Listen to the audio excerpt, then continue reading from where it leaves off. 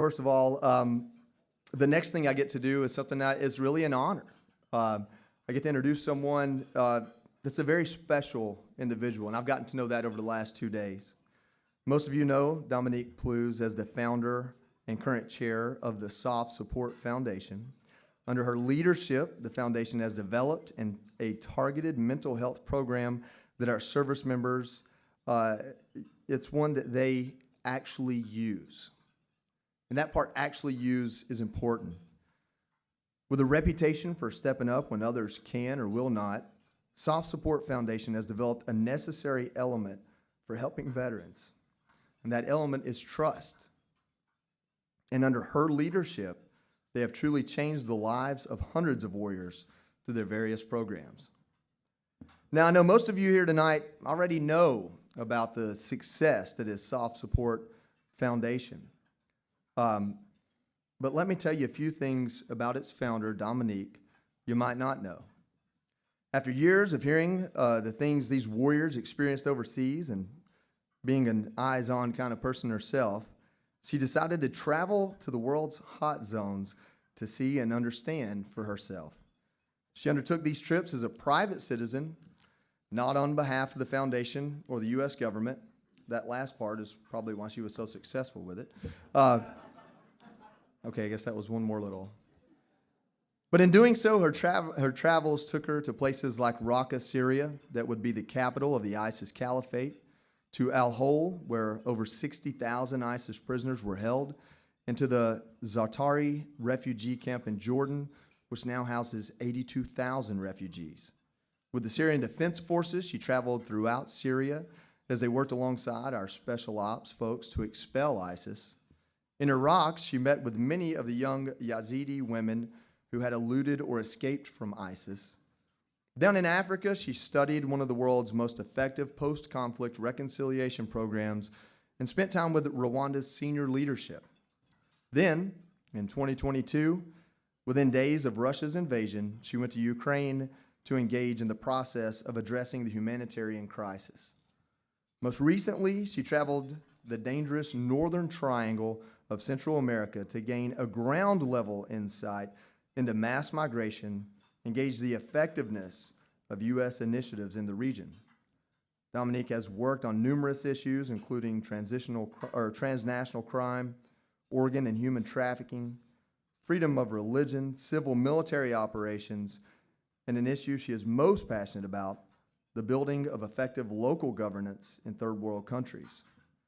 Now, I don't know whose idea it was to read off some of my medals before you introduced me, but I wish you'd have known I was going to read that before I introduced the next person, because this is incredibly more impressive.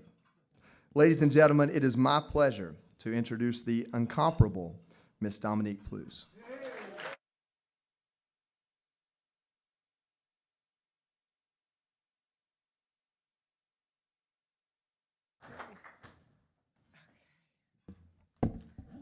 Joey, thank you for the gracious introduction. Good evening. Thank you all for joining us here tonight. We have a very special evening planned for you. You will have the opportunity to hear from 3 individuals who exemplify the American character and who, through their actions, have given true meaning to the words leadership, courage, and sacrifice. I want to thank General McChrystal, Joey Jones, and Ginger Gilbert Ravella for being here this evening. In this time of international unrest, it is because of people like this that you and I sleep well at night. I would like to thank the team that helped make this evening a success, as well as our entire staff at Del Mar Country Club. You continue to make this a very special day year after year for our guests. And of course, my mother, Madeline, who has been our biggest supporter since inception.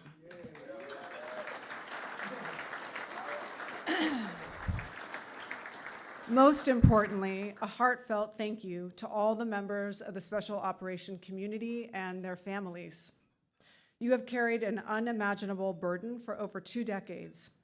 It is your sacrifice and those from your community that has allowed us to enjoy the incredible freedom and prosperity we have in America. So let's give them a round of applause, and please let them stay seated and enjoy it.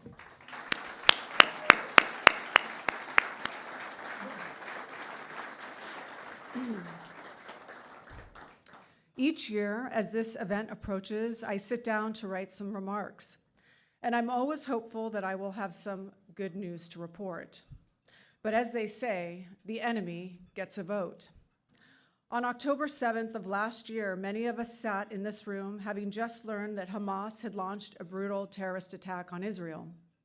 That night, the Deputy Commander of Special Operations, Colin Green, was juggling phone calls between addressing us. In the last 18 months, 15 of our Special Operations warriors have lost their lives. And just a few short weeks ago, 7 additional service members were wounded during a raid in western Iraq. Thanks to the efforts of our special operators, terrorist attacks no longer fill the front pages on our newspapers. When 9/11 comes around each year, we stop to think about that horrific day as though it was a fixed event in the distant. For our elite warriors, it was a jump-off point, and they have yet to settle back into the comfortable life that many of us are so fortunate to have now. As I speak to you this evening, our SOF forces are spread across the globe, often in isolated and dangerous places like Al-Tam, Syria, where they come under repeated enemy attacks from Iranian-backed forces. You will even find them on expeditionary bases floating throughout the world's oceans. It was deploying from just such a base that 2 of our hometown Navy SEALs lost their lives while boarding a ship carrying Iranian-made weapons destined for Yemen. Most of you are familiar with SOCOM's counterterrorism mission, since those stories provide the clicks that all too often decide what we see in the news. But our Special Operations Forces have always been about much more than counterterrorism. In the 60s, we sent them to Vietnam, where they quickly developed their jungle fighting skills. Despite being frequently outnumbered and operating in hostile environments, they excelled at taking the fight to the Viet Cong. It was there that modern military planners began to understand the value of small, highly trained autonomous units. In the 70s, they found themselves in the vanguard of what was then called low-intensity conflict. They operated extensively in Central and South America, helping to stem the rising tide of communist revolutionaries and drug cartels. It was about this time that Americans got their first taste of the world that was to come. We saw a rise in international terrorism with activities of groups like the Palestinian Liberation Organization. Moving into the 1980s, Special Operations Forces became increasingly involved in direct action mission and counterterrorism efforts. The U.S. military's failed response to the Iranian hostage crisis in 1980 highlighted the need for rapid response capabilities and gave rise to the formal creation of what we know today as U.S. Special Operations Command. In the 90s, we sent them to Panama to capture Manuel Noriega, the president-turned-drug lord. On the other side of the world, we played a vital role in prepping the battlefield during the Gulf War. Their covert activities played an important part in bringing it to a quick end. It was during this time that we saw the beginning of a shift in U.S. military strategy. SOF forces had repeatedly proven themselves over the years, and there was an increasing realization that their versatility made them ideal for a much wider array of missions. Their deployment to the Balkans on peacekeeping and humanitarian mission validated that idea. In 2001, we suffered the largest attack ever on American soil, and our special operations were the first to carry the fight to our enemies. Their unexpected ability to rapidly deploy, formulate complex missions on the run, and adapt to new culture and terrain put the enemy back on its heels. They were expecting a large military buildup along the lines of the Gulf War. Instead, they found themselves looking down the barrel of a gun as SOF undertook a series of targeted, agile operations. This brings us to today, where we are again asking our Special Operations Forces to adapt. Given the rate of technological advances on the battlefield, the ability to innovate and adapt is more crucial than ever. Today, innovation and disruption are some of our talking heads' favorite buzzwords. They appear on show after show and post after post, accompanied by exotic-sounding words like replicator, swarm robotics, and quantum benchmark. Let us be very clear here. Only one organization in the United States government has a proven track record of innovation, adaptability, and disruption, and that organization is the U.S. Special Operations Command. The traits that both government and corporations are in search of today have long been built into the DNA of our SOF community.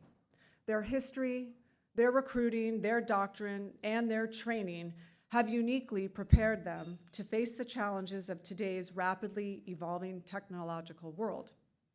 For decades, they've been referred to as the tip of the spear, but few truly understand what that means. Yes, they can jump out of planes, blow things up, and track down terrorists, but they also have led the way in training our allies throughout the world. In so doing, they have kept us from having to send American troops to every third world country that is faced with an insurgency. By default, they are often the face of America in remote, hostile places. In my travels to conflict zones, I saw firsthand that the military, specifically SOF personnel, were often the primary contact points between the U.S. and the locals, be it for reasons of safety, bureaucracy, laziness, or career preservation. Many of the people who should have been out among the locals were not.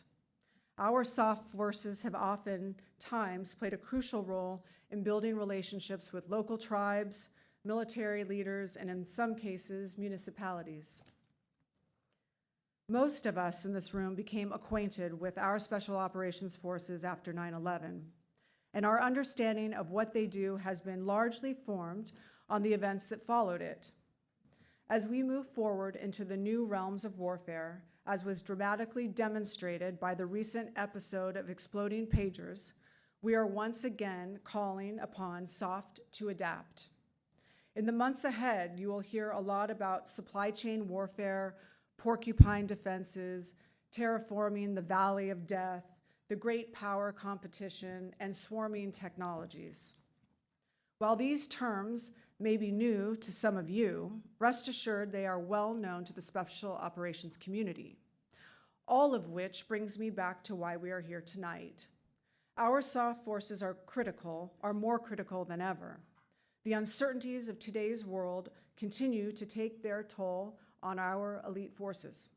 And while not officially engaged in ground combat, many are forward deployed in wide-ranging activities, including training, intelligence, and reconnaissance.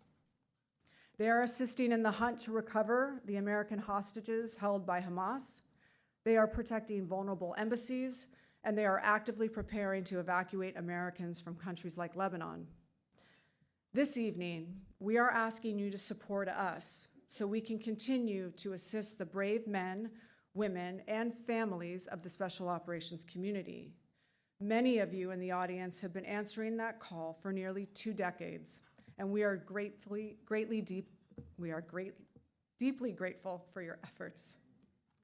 For those of you who are joining us for the first time, I hope we can count on your support this evening. Your generosity has allowed us to accomplish so many important things, the most important of which is not any specific program, but rather the fact that these warriors and their families know we will be there when they need us. And to do that, we need you. Thank you, and now please enjoy your dinner.